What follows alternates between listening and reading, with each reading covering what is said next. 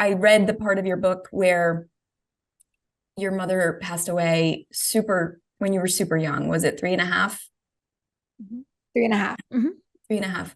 And then can you just share with us what happened with your dad and your godmother, Sure. your mom, and Yeah. Well, okay. So I was 3.5 years old, and both of my biological parents had AIDS.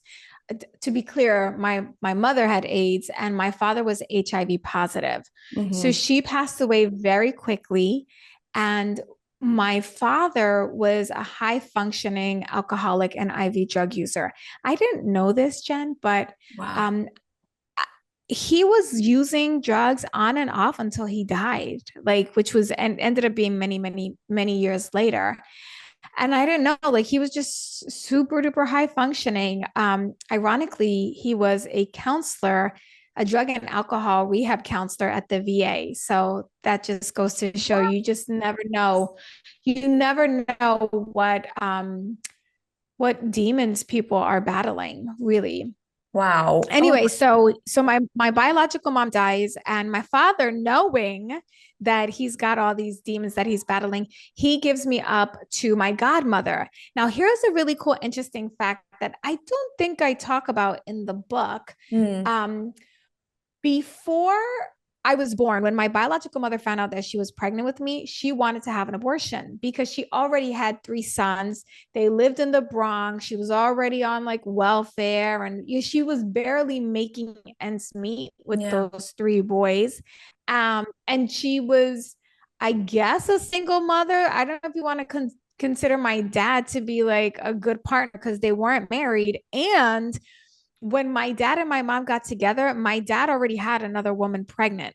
Ay, So ay, my ay. half sister, Kimberly, is only 10 months older than me. Right. So anyway, like, is the, I didn't, I don't think I've ever shared this before. I don't know why Wow. I'm sharing it today. It does not matter. The Yes. point is, my mother was struggling, right? Yeah. Like, she was struggling. She didn't even want me.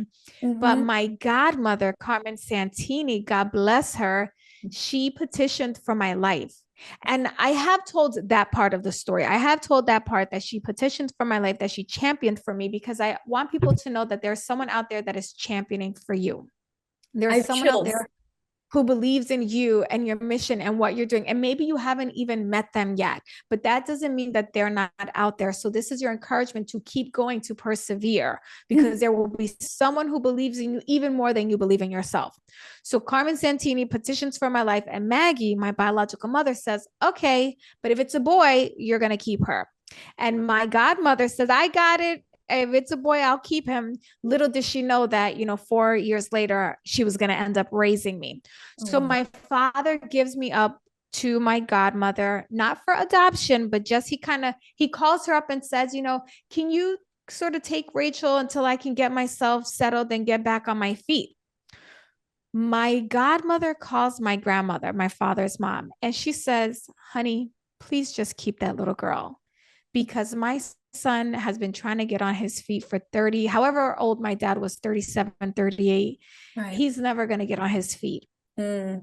Um, Now, when that happened, I'm, 4 years old. I don't know any better. And I start to tell myself these stories, not consciously, but the emotion, the energy was, everybody I love leaves me. Yeah. My dad rejected me. My dad abandoned me. My dad didn't love me enough to keep me.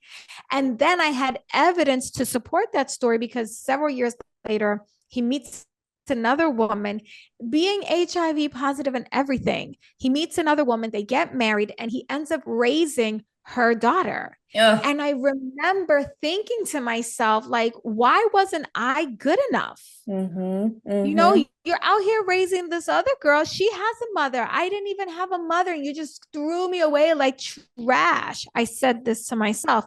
Right. Here's the thing. I kept telling myself the story that my dad abandoned me and I was rejected, but that is not the fact. Right. The fact is, I saw my father intermittently. Mm. My father was in and out of my life as best as he could. And we talk about that in chapter one, the stories that you tell versus the facts of the situation. Mm-hmm. Mm-hmm. Um, And then I remember I would call my dad and I'd be like, Dad, can I come and hang out with you for the weekend? And he'd say he didn't have money. And Mm. I didn't understand this because you have this other girl eating up all your food and you have enough money to give her apartment and whatever.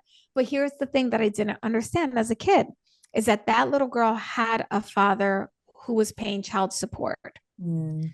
So my father wasn't really doing anything for her. And if I could have been on a fly in the wall, I would have seen that my dad wasn't really Mm. much of a father to her. He wasn't more of a father to her than he was to me.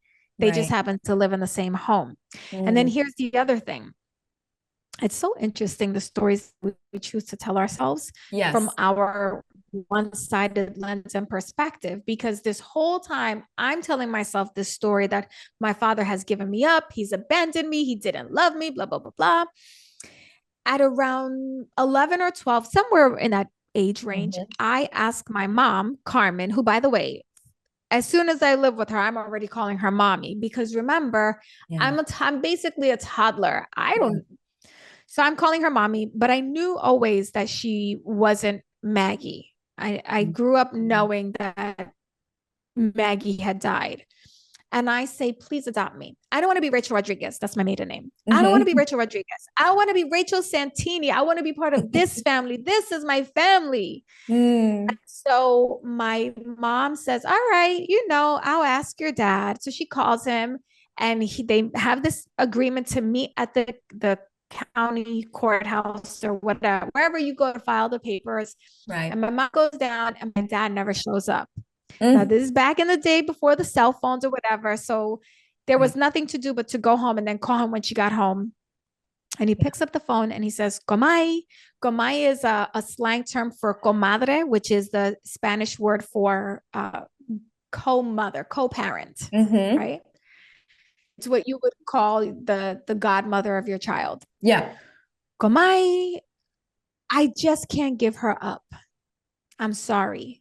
I Mm. just can't give her up. I get the chills when I think about that. Wow. And I get like a lump in my throat when I think about that because this whole time I'm telling myself this story that my father abandoned me, that he rejected me, that he didn't want me. Right. And he's telling himself the story that as long as I never signed that paper, I've never given my child up. Right. Right. Oh my goodness. Right. So it's so important to ask clarifying questions. Yeah. Don't just assume that the other person knows what you're thinking or what you're feeling or understands what you mean.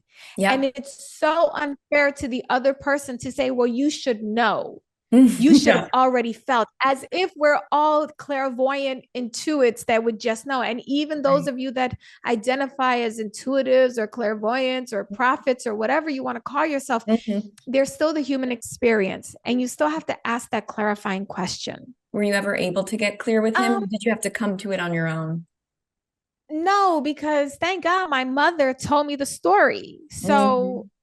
I think, years later, I asked, like, why didn't you ever adopt me? That's all I ever wanted. I only ever wanted for you to really be yours. Yeah. And she said, my mom is very blunt, thank God. And she was like, I don't even know what you of course you're mine. So Yes. we don't have the same name. So many other parents out there don't have the same last name. You were already mine. And I did try. She's like, I did try. Your father didn't show up. And I said, what do you mean he didn't show up? Well, he said he couldn't give you away. But the way that she said it was so like nonchalant. Like he said Mm. he couldn't give you away. So whatever, what I was gonna do, force him? Right. No, you already lived with me. You were already mine. She said, I did make him go to court with me and filed that I was your legal guardian. She said, and the only reason he did that was because I told him I got to register for her for school and I got to be the one to take her to the doctors. And if I don't have these papers, they're going to think I kidnapped this child. You're not going to put me in that position. So that was the only reason he would even file those papers. Yeah. So I never had the conversation. I think at some point I just understood. Yeah. Um, and when I learned all the things that he was battling, I had great compassion and empathy that he was doing the best that he could. And I also forgave him Mm. because his best was not good enough for me. Mm-hmm. It's not what I wanted or needed as a father, but it was all that he could do.